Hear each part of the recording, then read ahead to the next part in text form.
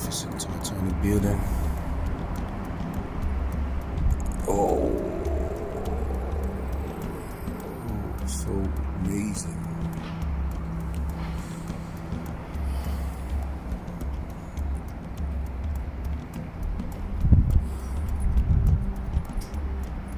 You got some amazing mountains right over there. This one right there. Just imagine how the people who built one of the largest ships in the world would have felt working in this factory many years ago. Yeah, it brings a lot to my mind, you know.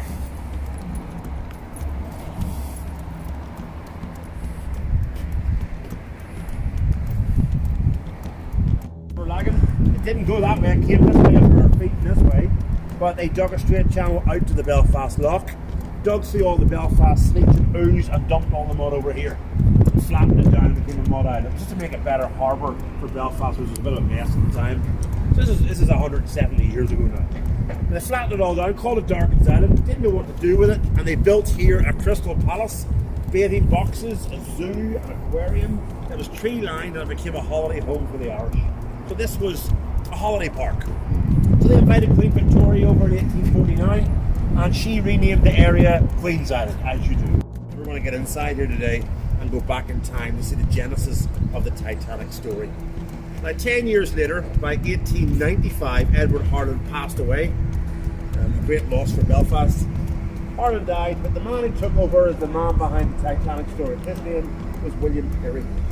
Now, Perry was born in Canada, but his parents were from the north of Ireland, a place called Con Lake near Bangor. And Perry had a long, hard-working day. Now, to show you where everything is, we know where we are because the building here, obviously being one of the only ones left, is there.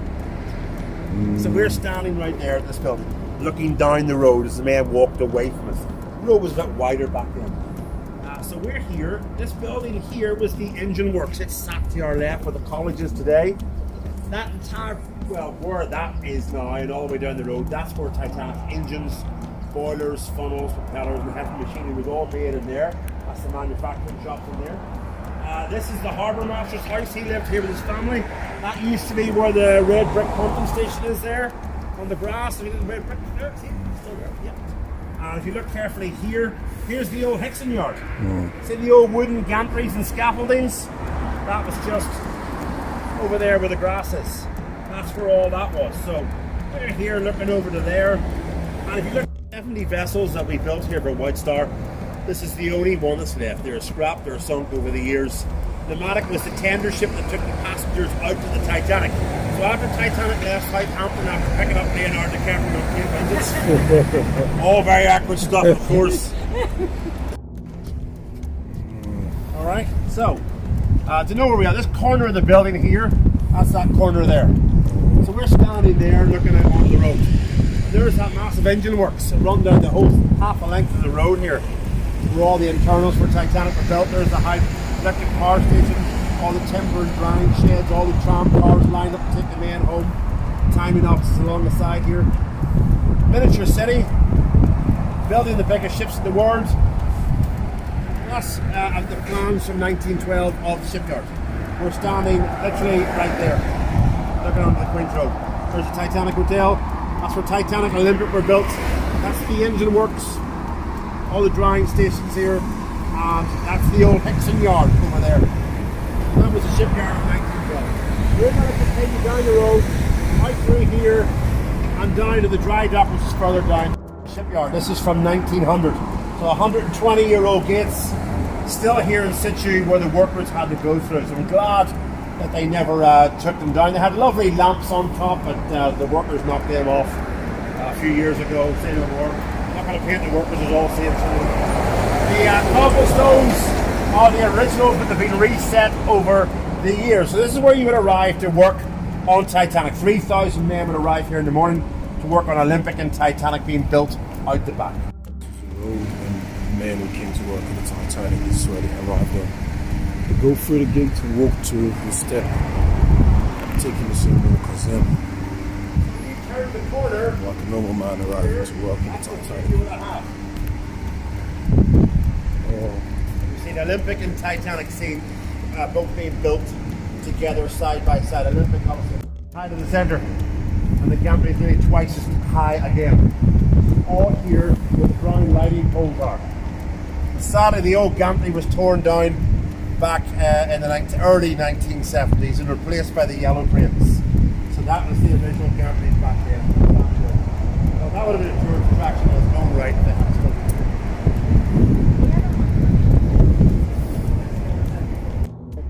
And thankfully the hotel now has all been restored back to the way pretty much it looks there.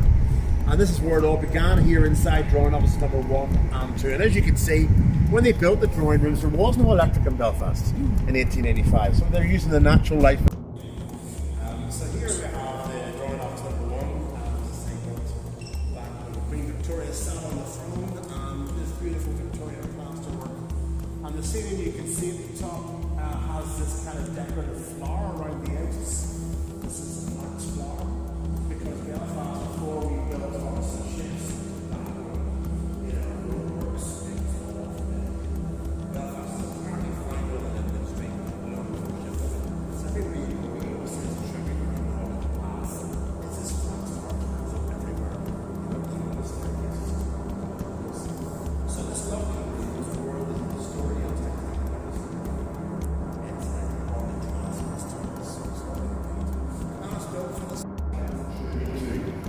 the war effort Parliament contributed to. After the war, of course, people were flying to America. They weren't taking liners anymore, so the orders for liners dropped, and we were pushed into a market of building cargo ships and oil tankers. The Canberra was the last ever cruise ship we built in 1960. Ground floor, but guys, this is original. This is the original entrance to Harley Grove. Just go on in here a second. Whoa. Feels like we're back in time. Yeah. It's very open. Yes, it is Edwardian because it was built in the 1910. So, well spotted. So the drawing office is obviously clearly Victorian. The entire first drawing floor here is mostly all Edwardian actually. This section was built about 1910 or so, still on the throne in by 1910. It's just about the marble walls and stuff. You've got Duff Perry's fireplace with hay. The guy takes up now. The blue tack fingers. So, obviously you have the old drawers of the upper floors and now the bedrooms now, but luckily the ground floor is all the original. So eventually a contractor, we got it all, say, restored back to the way it actually was. So that's what it looked like. I used to have a great time going upstairs and looking for In some ways, it was probably amazing to see it. it was, yeah. When we were here doing the tour, there's a couple and their kids came down the stairs and the kid's like, "That's that guy on TV." Like, "Yes, we just watched you." So yeah, sure. Yeah, I came to them, that's it. So this lovely staircase, all still here. And look what you spot in the wrought ironwork. Yeah. There's that flax flower again. They don't make staircases like this anymore, you know. Yeah. So it's lovely to have. It leads, of course, up to the bedrooms, but in Titanic's day, it wouldn't take much imagination to think of Thomas Andrews and his men up and down these stairs, the roll-up ship's plans, the hive of activity. They just got this massive order for 3 minutes. This was the boardroom at his office in 1912. That's had a bit of a refurbishment in the 1920s, but it's still the original room and windows and parquet floor and with a very flat screen. Very advanced back then. We designed the television around the turn of the century. But when we turned it on, it was not long. So, Only you. only me. That's it, Frankie Boyle said, you know, he says, what's the first thing he asked John Logie Bear when they invented TV? "Oh, congratulations, it's great to invent television. What do you think?" "Oh, it's great, so this, but it's not long."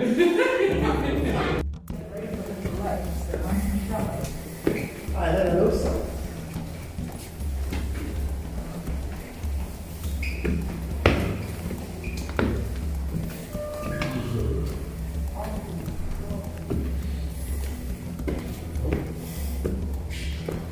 So normally you don't do this room, it's only if I can the original, very original presentation room. Definitely the original floor this time. Original structure of the room, overlooking the drawing rooms. This is where Ismay, Perry and Andrews decide, obviously Disney would want to see what the ship's going to look like. So in here would be a lock, very similar to this. So Ismay can pour over and look at it and decide, of course, why he feels about how it looks. So it's in here, he decides if he's happy. Now, It seems a less name than Titanic. well, the way it worked was that Ismay was interested in Greek Amazing. classics, so it was named after Mount Olympus. And of course, the rivals of the gods were the Titans. Still very So original. they also had an idea of the other ships. So Olympic, Titanic, and some of the other rivals of the gods were the giants. So the last sister ship was going to be called the Gigantic. But after Titanic sank, they thought the name Gigantic.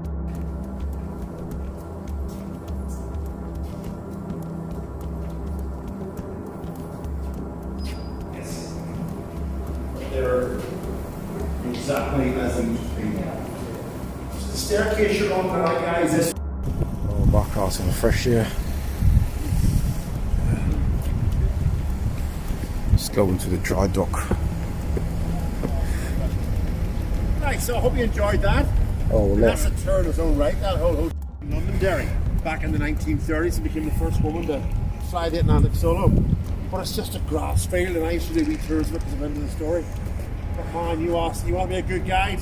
You try to do a tour of a grass field. Right, everybody, this is where Amelia Earhart landed here, and it's this lovely grass field, and this grass is green, and it's perfect, and it's best grass you'll ever see. And this is where her plane sat, in this grass. Let's pick some of the grass and smell it. See, after 5 minutes of that, that's the end. Titanic was launched from here. You see the V shape. It was launched from here, and that's the original concrete right there. And that's the dock. I'm moving towards the dry dock. Cruise ships they get bigger.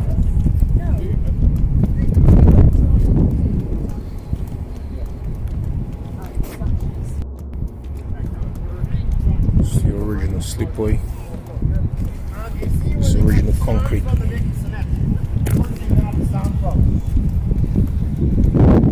See the beach.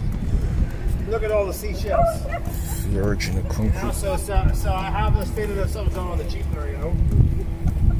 So it's none of this builder's song, but just right, lads. Very good. I'm here in the 70s. You know, if you're American tourist, hey, where's that Titanic? Where was it built? Oh, it's just over there with the car park there. That's how embarrassing it was here in Brooklyn. Really tough like Titanic. It wasn't until James Cameron's movie, where they made umpteen gazillions, 50 billion Oscars, that the tourist board and the cons were like, hold on, lads. Hold on. You see the flag out the mouth of the office? Hold on.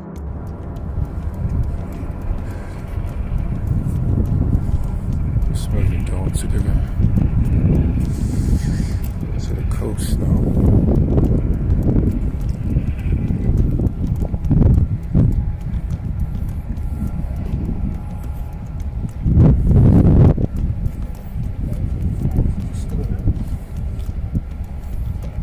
This place all recreates the front deck of the Titanic edge.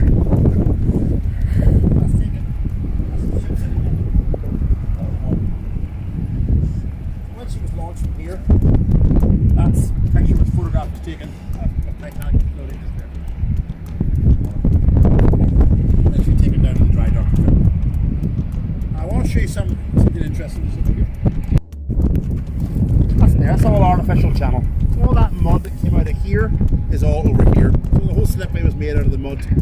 Because there was no river here, it was just all sleech, muddy Belfast ooze. It took 10 years to dig all the way over here to get this all dug out. Yeah, massive engineering project.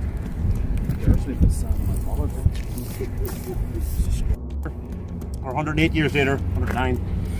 Everything's gone. The gantry's gone. The walls gone. The buildings are gone. Everything you see is gone, except for one thing. Hence why I was patting this. There it is. Oh.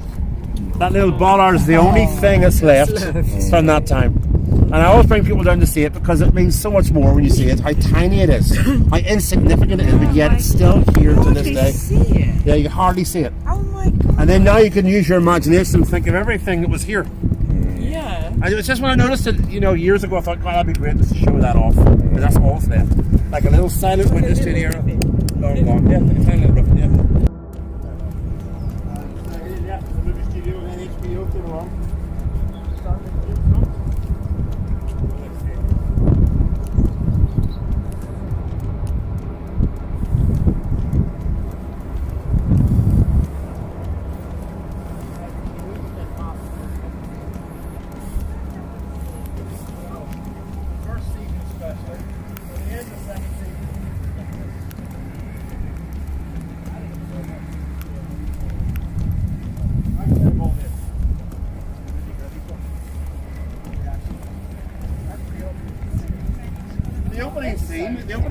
It's like a brother and sister getting on. Harbour. But they've only worked for a few months. They stopped working about a year ago. And the curtains are almost down. Part of the glass is broken. The Titanic Foundation are in charge of it, but I don't know what they're doing with it. It's just sitting here as a waste of time. They need to get it working again. But there you are. It's not so great. Like,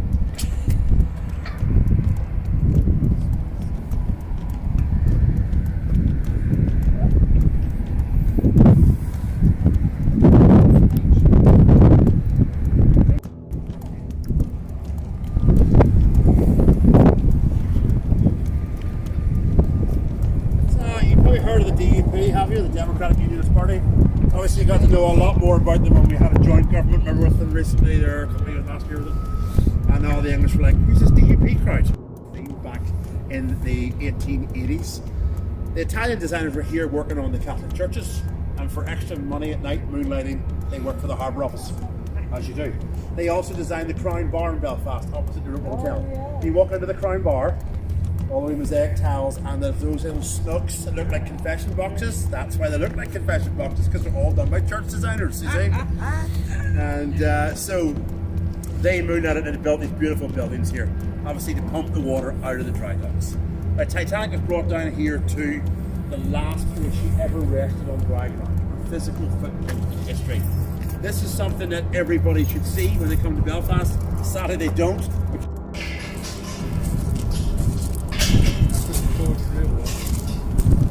It's the biggest dry dock in the world. It's the White Star House. Oh. Titanic is still be here. Whoa. Whoa. It's massive. Ooh.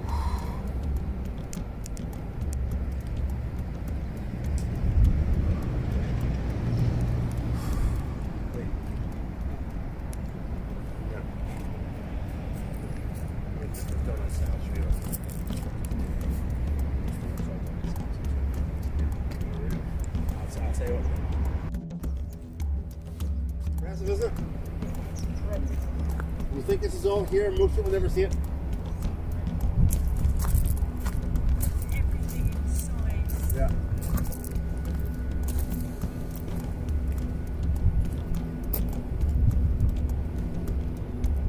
Your ticket price includes the access here today. You can stay on here as long as you want. This Titanic would come to be finished off and being ready for the voyage, and she would come here for any future maintenance, because obviously if you're going to build a ship and sell it to people, you got to have a garage to put it in. This is Titanic's garage right here. If she had survived that iceberg collision, she would have had to come here to be repaired. There was no dock big enough in the whole world to hold these liners except for the one here in Belfast. So one time in Belfast, with not just the biggest shipyard, the biggest ships and the biggest dry dock. So Belfast was the zenith of shipbuilding at that time. Today it's a back marker for you guys to admire, to look on the faded glory of the past. It's incredible though, this dock sits here and totally overlooked, unfortunately, because when you build a £100 million centre, it will take all the focus off your heritage, and that's something the designers and planners never really considered. They were just thinking about building something that would be a beacon to everybody and get to come here and appreciate that it kind of has a counter effect when it comes to the heritage. People just don't think to see it. They seem to go home after. But anyway, that's my gripe. This dry dock is named Robert Thompson Dry Dock because of Robert Thompson. He was the chairman of the Belfast Harbour Office. One of the early lottery winners back in the 90s, a guy called Peter Lottery, was a bus driver here. So Peter's now friends, and he's going to be converting this to a whiskey distillery next year. So next time we're all here, we can all get a few little whiskies in us and even have more of a laugh. Now, remember I said to you the door opens by water pressure and the capsules turn to pull the ship in by water pressure. But if what creates the water pressure is the hydraulic accumulator, that big tank is full of concrete. It's really easy. Big tank full of concrete. Tower Bridge in London has the same inside to lift its bridges. All we do is lift that 80-ton odd weight right up into the clock tower.